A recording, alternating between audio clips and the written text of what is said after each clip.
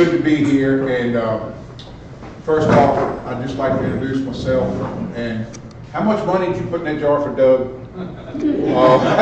I just had to ask that. But, Worth every penny. but he's worth it. Very good. 100 My name's Cliff Balderson. I'm the residency administrator for the Edinburgh residency, which covers Clark, Warren, Shenandoah, and Frederick County.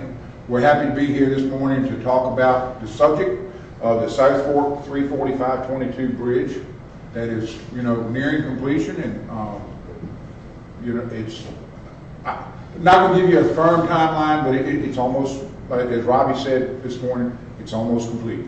But I think everybody will be able to enjoy it real soon.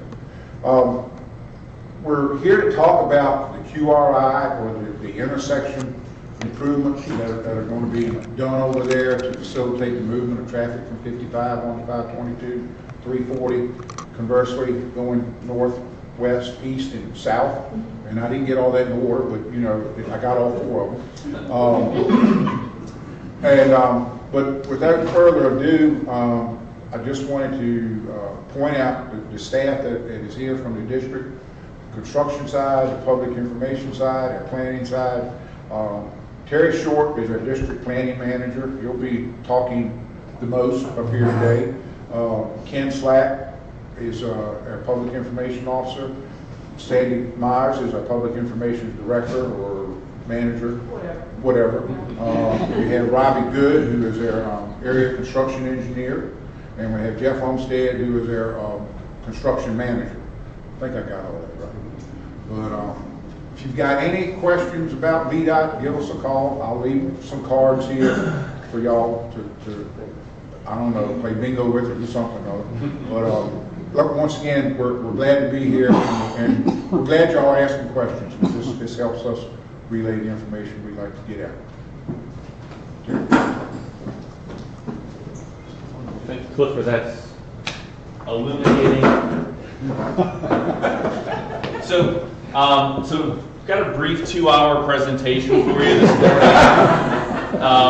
Figured I understand that was, or I might have the zeros mixed up a little bit, but again, thanks so much for having us out this morning to talk about the Quadrant Roadway intersection and specifically the South Fork Bridge project. This is a really exciting and innovative intersection treatment that was highly planned, highly contemplated, and kind of wanted to walk through the mechanics of how the QRI will operate. It is different. We all drove through a roundabout to get here this morning. This is another sort of innovative treatment. And I would first start with the why. So why a QRI? And there's some quick little facts that you may not know. That you know that on the South Fork Bridge, the volume, the daily traffic on the South Fork Bridge is nearly identical to that on I-66. So we're talking 32,000 vehicles a day on I-66 right at this interchange to 31,000 vehicles a day going across the South Fork Bridge. And so what that demonstrates is a high throughput, a high volume connecting people to their destinations, their homes, their businesses, the interchange, the inland port, points north, points south. That north-south movement is growing exponentially and really critical through traffic forecasting to maintain and identify a intersection solution that complements a 100-year investment. So what's the 100-year investment? Well, the South Fork Bridge. We hope that that structure will last for 100 years. And so in the planning process, we contemplated a variety, up to about 13 different intersection concepts, believe it or not, and looked at a variety of different solutions that respected and complemented this original the investment that we're making on the bridge. Because again, why would you want to make a 100-year investment knowing that the intersection and treatment that you have a couple hundred feet away from it won't work for 15 years? 15 years, that wouldn't make a lot of sense. So with this, we thought we'd kind of run through a couple of the templates here. First is the, oops, I might mess it up here. So first is our website. So the website is live now, ready to go. And Ken's going to drive over here for a little bit.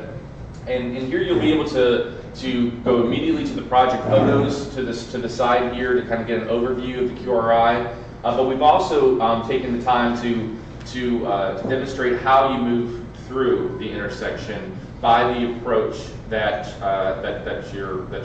you need to make. So with that, we'll hit the first direction, which is the. I've got the overview. Okay, so here's the bird's eye view of the overall with the traffic simulation that we used in the modeling process. You'll see it's the primary objective here with the QRI is the primary intersection. So the intersection that we all knew and love at 345, 22, and 55, where left turns were accomplished at that intersection. No left turns will be permitted at that intersection. Instead, left turns are accomplished through a quadrant roadway intersection. This will be the first in Virginia, but not the first in the country. There are a couple of locations that these are already in place and are working pretty fantastic. One in Fairfield, Ohio, and I think one in North Carolina. So essentially all the left turns are pivoted off of that primary intersection, which is right here, and then diverted to the quadrant roadway. That's where all the left turns are accomplished. So with that, I'll go back. okay. Want to do one of the directions? Yeah, so now we'll start with eastbound to northbound. So you're heading from Strasburg. Instead of making a left at the primary intersection, which you can see up here to the left. And these are all narrated videos too. We took out the narrations since we were narrating it live, right? But you'll approach that first quadrant roadway intersection and then go to the right. The primary benefit to the QRI, and by removing a 6/8 phase signal at the former 522-55 intersection, is that the throughput for through movements is increased in upwards of 20%, which you couldn't accomplish with any other type of intersection treatment. And the reason for that is sort of taking away, instead of having 6 or 8 phases, everybody's familiar with what phases a traffic light might be, so it's my turn, your turn, each turn is called phase. So instead of taking a 6 or 8 phase intersection, we accomplish it with a 2-phase intersection. So you saw that, so you go over, you make a right at that first light, come up to 340, make a left and go through. That takes you to production. Modeling people. Got rid of the gas station. Real driving behavior. And this is actually pretty exciting for us and for you all because you are our guinea pigs. You are as far as this slideshow too. So you all can let us know if the content of this thing is working and if we've done a good job of explaining the movements. Yeah, the videos that you're seeing are up on YouTube. They are live. This page is going to be live within a matter of a couple of days. So you guys truly are the first ones to see. Giving us a test at the end to see if we can follow the pattern. Then you'll know how many policemen have. We're going to move the tables and you'll reenact. So, yeah. A serious question, for people Sure. that are extremely directionally challenged, if I'm coming up 55 from Strasburg and I now take that really cool right before I take the left, what's going to actually stop me from just going straight like I normally do? Is there a barrier there or something that reminds an idiot like me I'm not supposed to go straight? There's not a barrier. So so the first rollout here will have a variety of lots of no left turn signs, Okay. and then a police presence for enforcement. Can you put one that says, "Hey, Michael, turn here"? Hey, Michael, turn here. Yeah. I don't know where you're on the budget here, Doug, but. All right, I got it. Okay. You're on the left. But basically, if we obey the traffic signs, then 90% of the time we're gonna be okay. Yes. Yes. That It 10%. is very, very well signed. Okay. The designers have been very intentional and thoughtful. Would you have anybody dyslexic help you with this? All right. Yes. So So that gas station at the intersection. Yes. Is busy as can be, and it is not intuitive how to get to it on this, I think. So did that go into your thought process when you designed this? Yeah, and again, it all depends on the, we're trying to keep 31,000 vehicles a day moving. And so that throughput on 345/22 is absolutely critical. So the orientation, the primary folks that are going to be interested in going to that gas station are heading north and south, just because they're the vast majority of all the traffic that's facilitated. So 50% of the traffic won't experience any difference to what they have today. If you're heading north out of Front Royal, you're going to hit that gas station the exact same way that you've always hit it. See, don't worry, when they build the sheets at the other end of the bridge, nobody be going to 7-Eleven. So what we could do is, if you want, we'll keep on going with the videos. Is that good? Yes. All right. So here's eastbound coming from Strasburg, and you want to go. This one's pretty intuitive. It's basically the QRI is a gigantic right turn slip lane. It's essentially what this is for this movement. So if you're heading eastbound from Strasburg, you want to go south into Front Royal. You'll approach the QRI.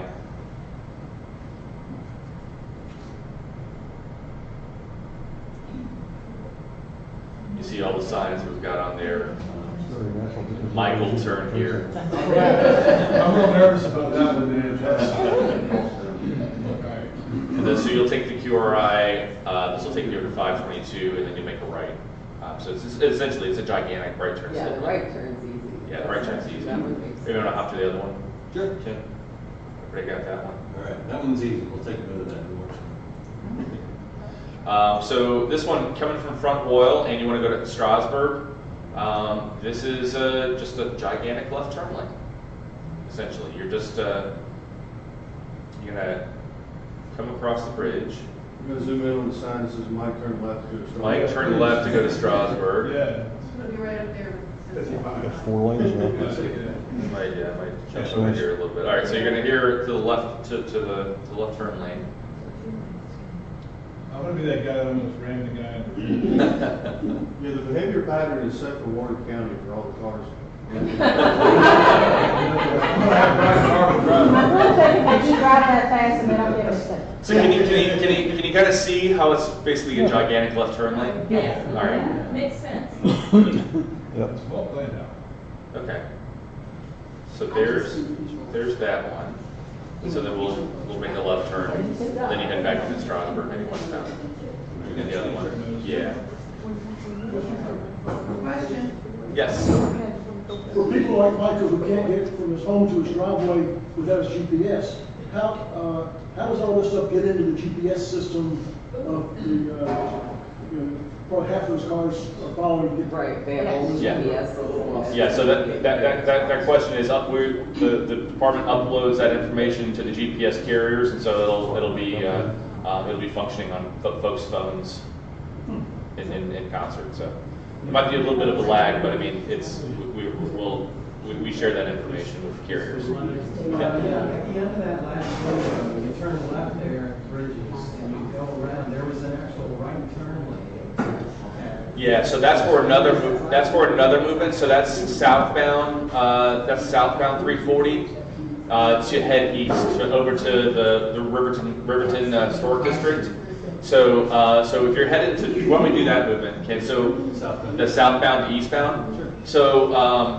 So this one is, I think, probably the most problematic on Sunday morning. But so the folks the folks going to church, you have to keep in mind why the QRI really will work well here is that the land development is kind of fixed on that east side. It's a historic district. It's in a floodplain. There's a limited number of houses. The development pattern is kind of that. It is what it is today. So that's really the good news with why this Easter movement, as unpleasant as some people may find it, particularly headed to church, it represents a minuscule amount of the traffic that goes to the intersection. So what you'll do is you'll go through, you can see the red dot kind of following there on the left side. So you'll go through the intersection, you'll make a right, and then make another right when you get to the QRI, and then go through the intersection. And that's the right turn that you're So mentioning. in New Jersey, that's called a jug. A jug handle, yeah, so exactly. So it's just like a jug handle. You know, that's the interesting thing with the QRI. It's almost kind of a combination of a lot of traffic engineering solutions kind of all melded together, from slip lanes to, there's almost sort of like a roundabout feel to it for a couple of things, and then the jug handle, Michigan left, super streets. It's all kind of a hybrid of a lot of different solutions. So if Michael goes straight from Strasburg, he can just go turn around in Riverton and then come back. He could, not for, I mean, I he think could. Michael's just hiring himself a driver. He could just go across the street and then snake around and go up Duck Street if he, you know, if he, yeah. Hey, Michael, if you get confused, just change shirts. So, What's the son going to church? there's frequently, that area is frequently clogged down Which way to go next? through well into the morning past commuter time. And it can really flatten your perception of the edges of curves and things like that. Are you all going to have real lights that you can see that mark your way? Because I'll tell you, you can't see in the morning there, and just knowing what it's shaped like is the only salvation. And with all of these curves and irregularities, that's going to be a harder thing to do. I think for someone that's unfamiliar with the area, that's definitely going to be the case. The nice thing with already having 31,000 customers using that facility every day, it will become intuitive fairly quickly. But if there's fog, But the orientation, that's you certainly. still can't see where the edges are. Right. You know, and I think that's something that we would. you're going to need very good visuals to do this, even if you're familiar with it. So please think about that. The second thing I noticed is the signs that say Strasburg Road don't show up until you've already gone through the actions in this thing. So people might need a little reassurance that this crazy direction they're going is really going to end up on the other side, you know, on the east side. Yeah, well, so if you're coming out of Front Royal, there are going to be overhead signs that tell you to go to Strasburg. So No, you'll see. not Strasburg. Strasburg Road going to Riverton. Oh, okay. Okay, you see what I'm saying? By the time you see the signs for the road that goes over the historic district in Riverton, you've already gone through all the stuff in this mock-up. And so I wonder if that's just, if there is a sign that will help you know you're really going to end up on the other side of the road before you go through it. Yeah, I think, you know, since it's the first one in Virginia, so, and I think that we'll certainly be monitoring its performance very, very carefully in that when it's first fully deployed and fully open, and then as needed, making adjustments and modifications as we move forward. You know, there are additional elements that, you know, if we did it right from the front, it may be overkill. And then just puts us in a spot of the maintenance life, of responsibility that we may not truly need. And so phasing in some of these attributes, I think, that's a very good point. So something that we'll certainly keep in mind. Because that first Sunday will be straight from heck. Yeah, right. And it's not worth, you know, 2 or 3 accidents. Oh, it's You have to not. buy that in second one, don't forget. Do you have anything that shows us once you cross the bridge going into Front Royal, like in front of Popeyes, where it shows 5, 6 lanes and what that is eventually gonna look like? So if you're trying to turn into like United Everything Way. has to go. Right. Into the town of Front Royal, we don't have anything to Okay. show you that. But the tapers and transitions work.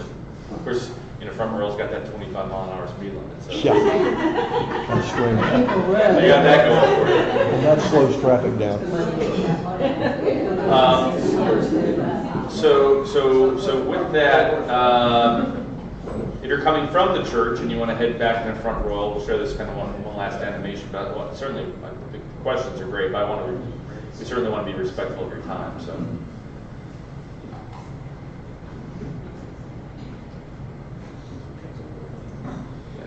may be more a question for Doug than you guys, but one of the biggest concerns I have before all this was how not well lit, probably a better word than that, but the area once you cross the bridges are, around the Popeyes and the gas station and the motels, hotels on the left. And I get real concerned when I see people crossing the street there. And I don't know, is there anything, I don't know if you guys know about it, Doug knows about it, but is there anything in the works to address that? Because Yeah. There is. I'm kind of nervous about seeing the ambulances there every Friday and Saturday. And so is the town, so believe me, it's on the radar screen, we've already started talking about it, so it's, discussions have started. We're looking at There is a lot. One thing you gotta realize, you can't just put a crosswalk wherever you feel like. Correct. You have to Yes. follow federal guidelines. I'm talking with the town, we're gonna paint our crosswalks the same way they're painting their crosswalks. But when you get down there by Popeyes, I mean, there's signs that have to go in, there's markings that have to go in. You're really not supposed to put crosswalks midstream, between street corners. And I think that's what the town wants to do, but I think they also realize if they do that, there's a lot of other stuff that has to go on.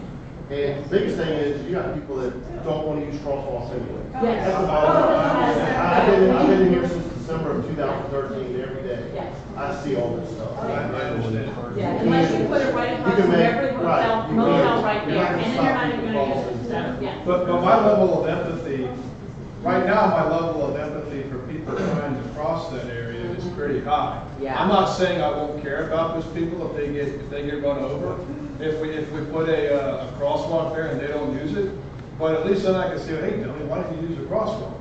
You know, so I don't know, well, you just said that's being addressed. Right, but also as wide as that place is too, you have to have, once you reach a certain width, you have to have a safety area. Yes. So even if the town And wants to put crosswalks there, Gotcha.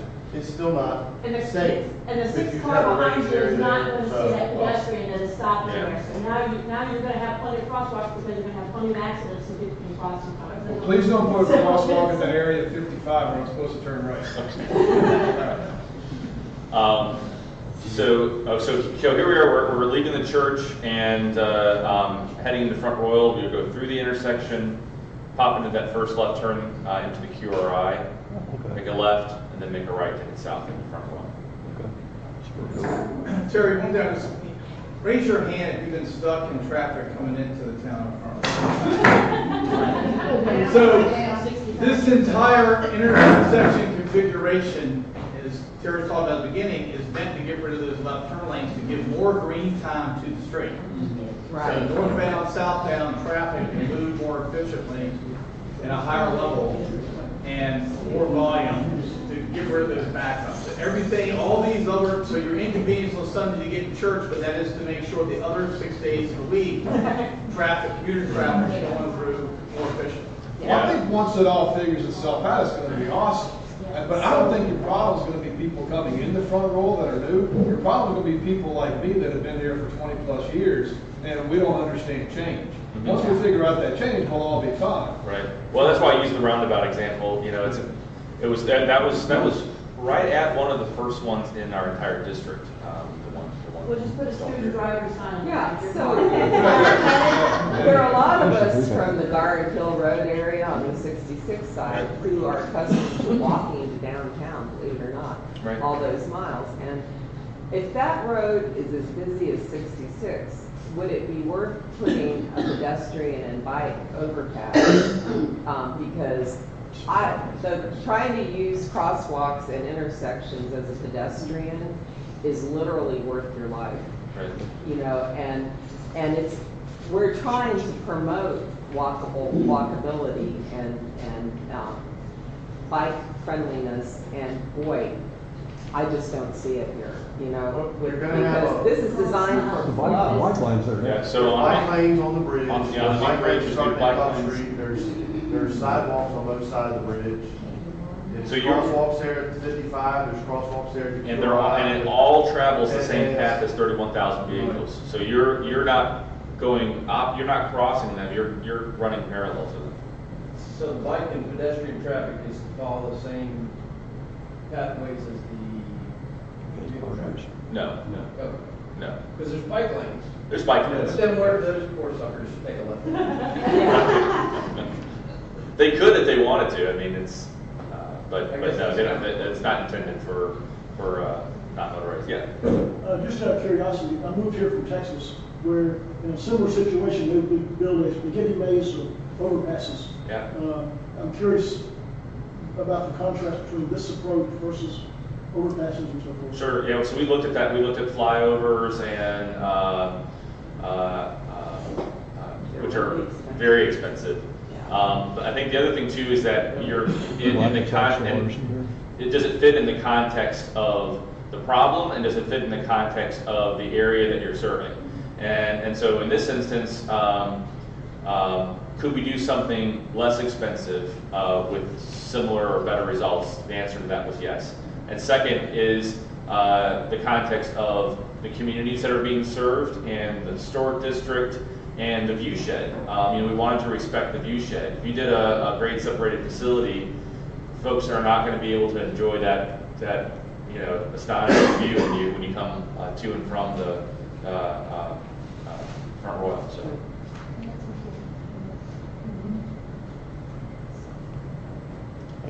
So with that, any other Are you questions? gonna have some kind of a barrier or something there to keep people from turning left before they go up and go around, if they come up from the church coming into town? Or what's gonna stop people from just going ahead and turning left right there instead of going? For the, and it's going to be signed for no left turns, and so it's sort of that same sort of question of if a sign is in place that says don't turn here and someone still turns there, well, they're breaking the law. So that's, I think at the first blush that'll be an enforcement issue, and something that we certainly have communicated with the law enforcement. I would imagine we'd have law enforcement there for the first week or so. We will. Correct. Just to have the- Yes. Correct. Well, they've already answered the Right. question. Yeah. Right. It's like I tell my kids all the time, anything worth doing is never easy because it shouldn't be. And this is one of those things of it's different, and it is different. I think we're all recognize it's different, but this is it's not a gigantic experiment either. We've spent a lot of time analyzing this and using sound planning and engineering, and I think that we've got a high confidence this is really going to be a good solution. Well, I think that for me, health and all policies is a big deal from a planning commission standpoint. Sure. And pedestrian safety is already worsening in other parts of town despite the presence of crosswalks. So that's really, really important to keep in mind as we launch this thing. I see the value of configuration, but just the on-the-ground execution of it visually is my concern, and people are part of that equation. Absolutely, and we've been thoughtful in that respect as well. And I think once it's in place and operating, I would hope that you might see that as well, and that the facilities and improvements that have been made as part of this project, as part of the bridge project and the intersection, are vastly improved from what was there before. Vastly improved from what was there before. Much safer than how folks got across the structure before. Well, I just want to say, you all coming out and trying to start educating folks now and letting us ask really these useful. questions is what is going to make a big difference to this success. Yeah, now, so here's my closing pitch on it. Now it's your job.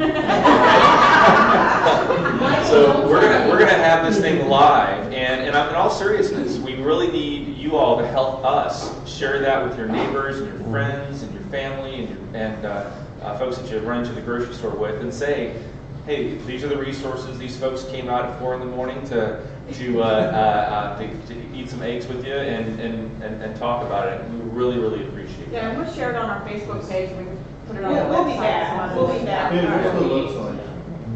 QRIVirginia.org. The flyers that we passed out, you'll notice that they look very similar to the website, and they have the web address on there. It's QRIVirginia.org. It links to the site that's about to go live. So within It should be within just the next few days. So- And as Terry was saying, you guys are the beginning of this process. We're gonna have 2 or 3 more community meetings, probably starting in the latter half of this month, to make sure that we get the word out with local government and school So- division as well, to make sure that they're safe. To And Riverton Church, So- and tell them how they can't get out. Well, that's what I'm thinking, is. that is one of our plans is to. You are gonna yeah, go We're to gonna go into top the at- lion's at- den, yes. Yeah, that was my question. Good one. And the one thing I would also caution folks too, is we're not done yet. We're getting close, but we're not done yet. Okay, there are going to be some intermittent phases in this thing, that we're gonna have to move traffic around to finalize our construction process. And one of those shifts that you're eventually gonna see is we're actually gonna close down the section of 55. This section right here. Yeah, we've got to rebuild this section from here to here. So what we're going to do is we're actually going to move this intersection down to here, temporarily have everybody come around the QRI. There'll be no traffic on this section while we rebuild it and pave it and kind of get that finished. So please be patient. Okay? Tell me how to get home, now how do I? That'll be just like normal. You'll be able to come down and do your It'll local operate movements, yeah. just like you do at 55. All we're doing is just sliding this intersection down temporarily. We don't expect it to last long. We're hoping to limit to a week, but it'll be very dependent on the weather. So as we get through this, please be patient. We've got a lot of work to do in the next 3 months, and it's going to be a lot of things going on. So please be very aware and alert as you drive through the work zone as well. You led me right into my comment. The work crews that y'all have had throughout this process have been fantastic. Yeah, we love it. I mean, they have really made progress and worked through a lot of difficulties. A lot of that goes to Jeff and the crew that we've got on the project on a day-to-day basis. Coordinate that with the contractor, Sandy and Ken. We coordinate with them to try to get the information to their office so they can get it out to the public and get it out to you folks so you know what to expect. We really try to be proactive on that, to get information out to people ahead of time so you can understand what we're doing and kind of maybe anticipate what you're going to see when you go through the work zone. You've done a good job. But And can I just say, on behalf of tourism, we will miss you guys because that's a nice lodging tax that we've been getting while you guys are here. So when is the projected completion date? well, the fixed end date for the project is December 1st. So we're hoping that everything's going to be done lock, stock, and barrel by December 1st. But we've got a rather large hurricane barreling down on us. We're not sure how much effect that's going to be. I heard on the radio this morning that is the largest hurricane ever recorded now, the magnitude of the size. So, like I said, we've got a lot of work to do in the next 90 days. A lot of that is going to be incredibly weather dependent. Some of the things we've got to do are weather sensitive: paving, line marking, seeding, final grading of the dirt and getting everything nice and clean in order to put the seed. All that is very weather dependent. So we're still shooting towards December 1st. As far as opening the bridge, getting that going and switching this around so we can rebuild this, I'm optimistic maybe around mid-October. But again, that is going to fluctuate because construction is a process and you got to work through the process, so it's really hard to give those finalized dates. But we're shooting for around mid-October for that. So patience. There is a lot of work to be done on this job to clean it up, tidy it up, pave. We got a lot of paving to do. None of the surface asphalt is done on any of this thing on each side of the bridge, so we've still got to pave over in the town. We've got to restripe all that. We've got to pave all this up 345-22 around the QRI. We hold that last surface from putting that down on the asphalt. So when we finally put that down, it's a beautiful black mat. You get your new markings down and everything looks nice and clean. So we're trying to deliver a very beautiful gateway into the town and something that you all will be proud of. So. Great. It's appreciated. So, I've noticed that the bridge holds water very well. The South Bridge, when we got our big downpour, is there any change in drainage engineering for those bridge spans? Because you can end up with a few inches of standing water during a hard storm. We shouldn't. Everything's on a crown, It's coming up to the side, and there's actually weep holes that go at the sidewalk that drain down through the deck. Now, that's not to say there aren't a few low areas here and there that you might have a sliver of water, but I think it's part of our punch list on phase one to do some buildup with some epoxy. So we should be able to eliminate that, but it's going to depend on the amount of rain and how quickly we get it Well, too. But, this weather coming in is a nice opportunity to take a look at it, yeah, now again, if you're talking about on the bridge or off the bridge? on the bridge. Okay, well, hopefully we'll get rid of that, but there shouldn't be a lot of that there now. But now on each side of the bridge, we're not finished with the paving. We still got another 1.5 inches of asphalt we got to lay, so that'll make a big difference as far as our drainage goes. Then deviating from this one project, lady asked me earlier about Morgan Ford. I know that's a big topic here in the county.